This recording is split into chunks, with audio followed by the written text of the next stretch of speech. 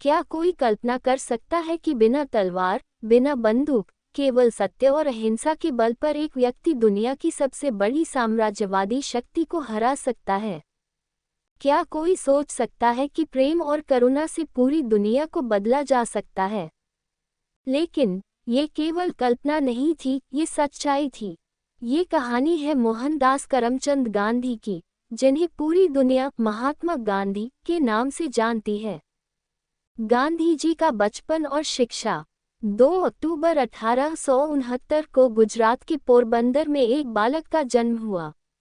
नाम रखा गया मोहनदास करमचंद गांधी। वह अपने परिवार में तीसरे स्थान पर थे। एक साधारण परिवार, लेकिन असाधारण संस्कार। माँ पुतलीबाई, धार्मिक और करुणामयी। पिता करमचंद गांधी, ईमानदार और कर्तव्यनिष्ठ। गांधी जी का बचपन बेहद साधारण था, लेकिन उनके माता पिता ने उन्हें सत्य, अहिंसा और धर्म के संस्कार दिए। बचपन में ही उन्होंने सीख लिया था, सत्य से बड़ा कोई धर्म नहीं। जब स्कूल में शिक्षक ने नकल करने को कहा, तो उन्होंने साफ मना कर दिया। यह उनकी ईमानदारी की पहली परीक्षा थी, और उन्होंने इसे सफलतापूर्वक पास किया। गांधी जी का संघर्ष और परिवर्तन।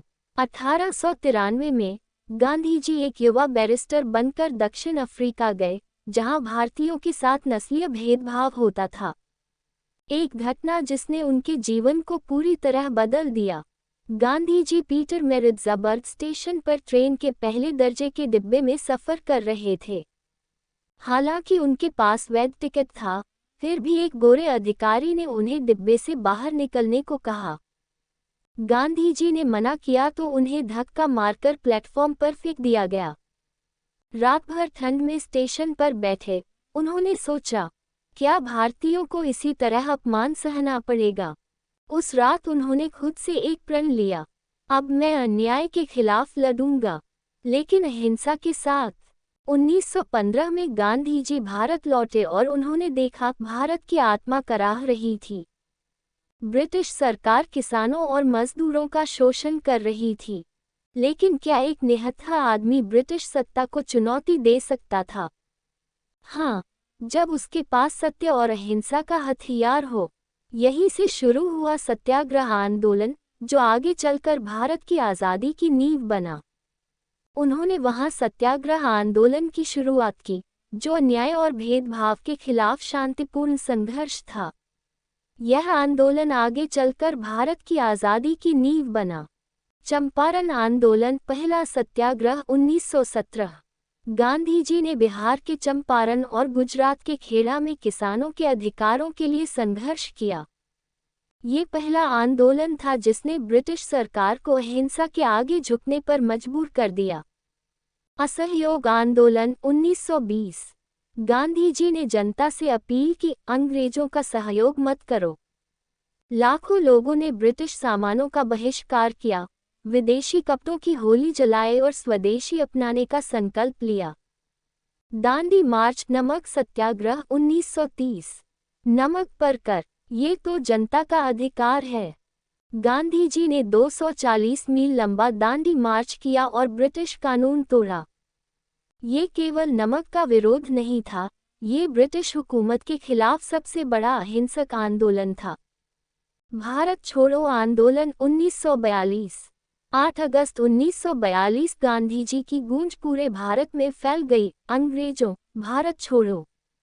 यह आंदोलन इतना शक्तिशाली था कि ब्रिटिश सरकार को एहसास हो गया, अब भारत को गुलाम बनाए रखना असंभव है।